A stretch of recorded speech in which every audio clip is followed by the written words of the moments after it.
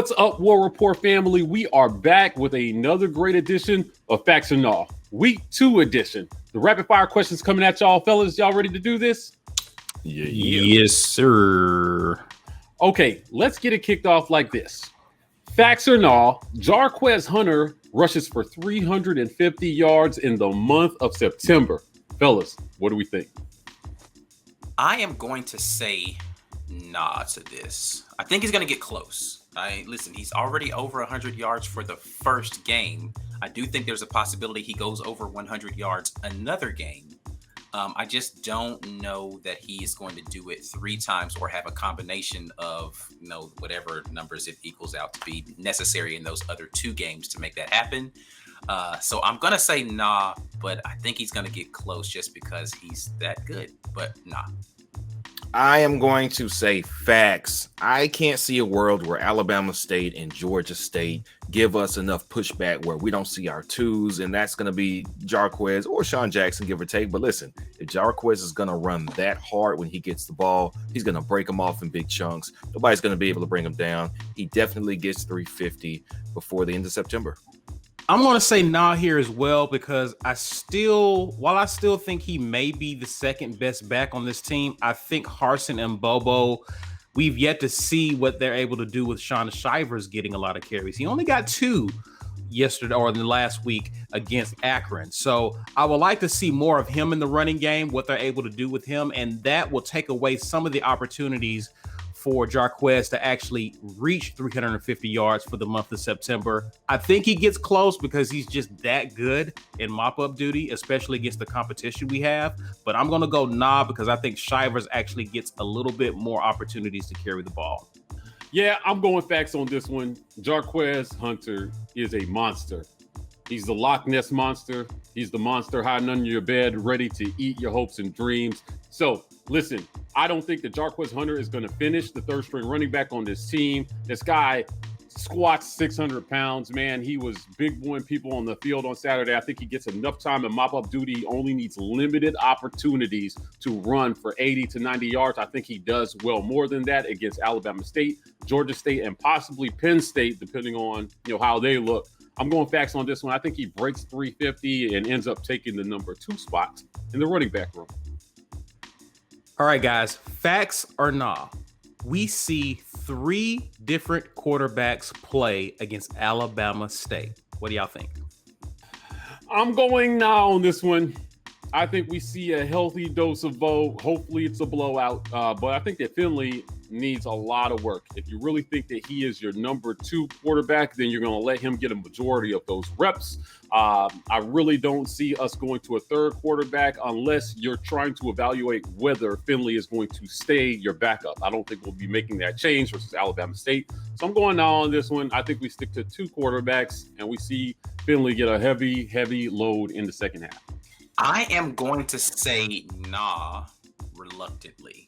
I think TJ Finley is completely in control as to whether or not a third quarterback comes in during this game.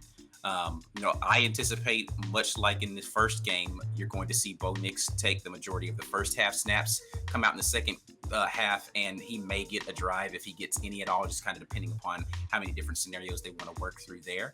But if TJ Finley doesn't play well, they may start to see, is there somebody else who can be the number 2 for us and can come in and be significant there? Or if he comes in, he lights it up for an entire quarter because he does everything that they want to see, then they'll put somebody else in to go hand the ball off for the last couple of drives. But I think TJ Finley is in control of that. But I do agree with Mike. They want to see him do a little bit more. So they're going to keep him in a little longer. I'm going to go nah.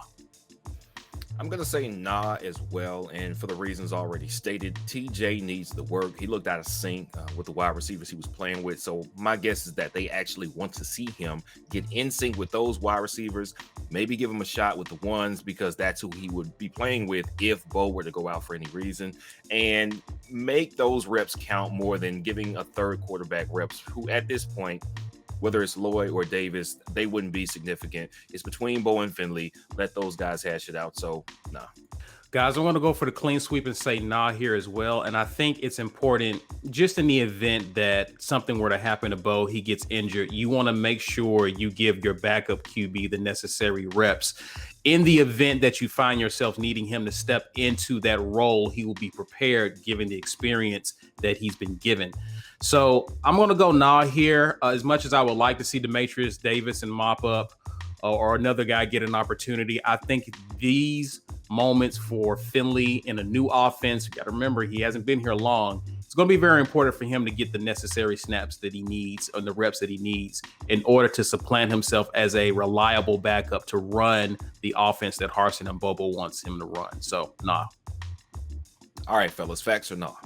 TD Moultrie is going to lead the team in tackles for loss against Alabama State this weekend.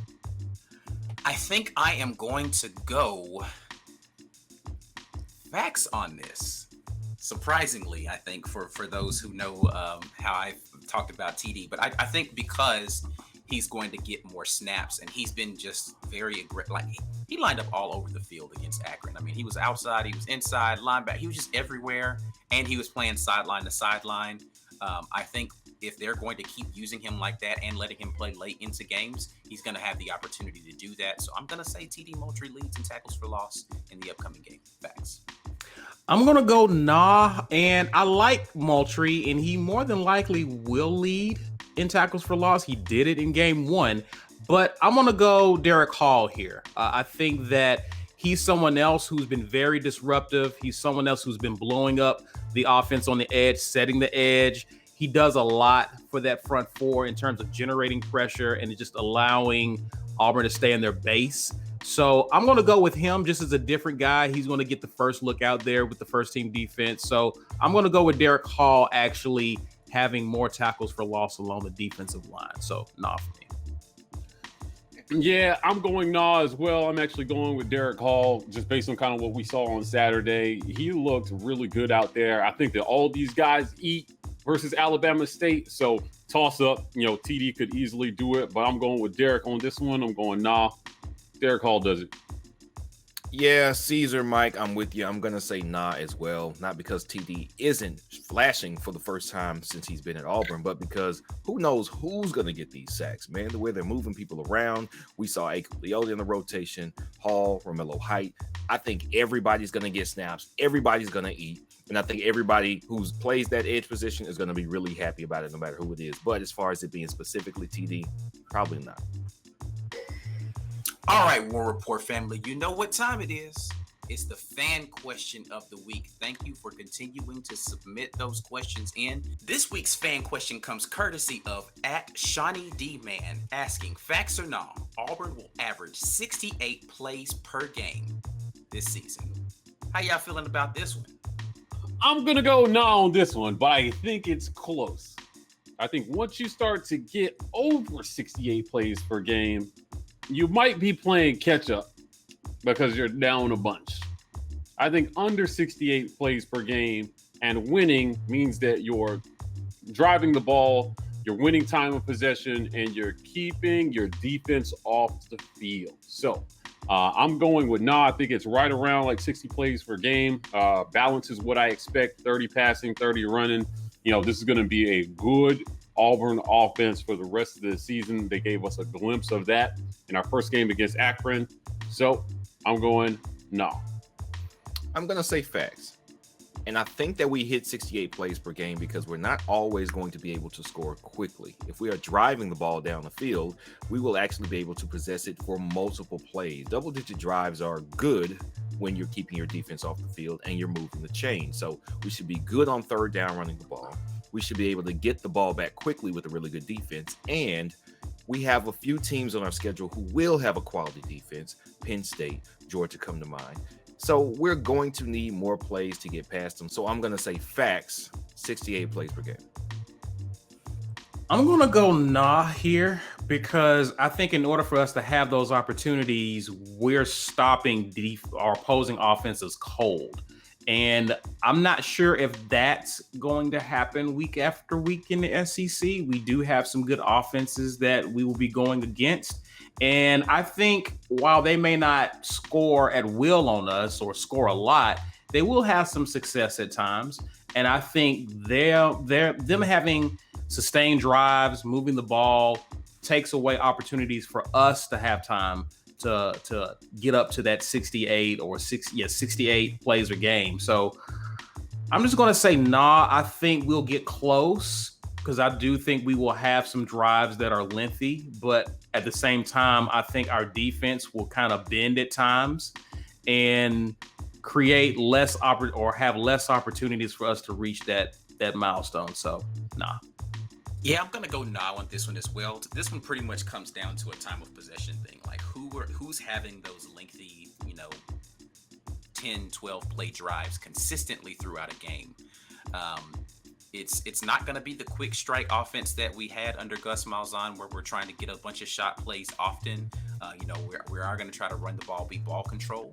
But I also think that our tempo is not going to be. We're going to mix in the tempo a lot, so it's not going to be rapidly trying to get plays through progression. We are going to have a defense that's going to cede a little bit of yardage and hopefully no points, but still yardage. And so I think that lends to other teams having the ball and possessing it a little bit longer. So I don't think we get up to 68. I do think that maybe we'll be high 50s, maybe low 60s, but I don't know that we'll get up to 68 on average. Some games we may get there. But average over the season, I'm going to have to go nah. Well, that's it for another great edition of Facts or Nah. Listen, we want to hear from you. So if you want to get a question featured on this segment, tweet at us on Twitter, #Facts or Nah, and we'll make sure we get your question up next. Other than that, you know where to find us. We are the War Report on YouTube, Twitter, Instagram, Facebook, TW Report on TikTok.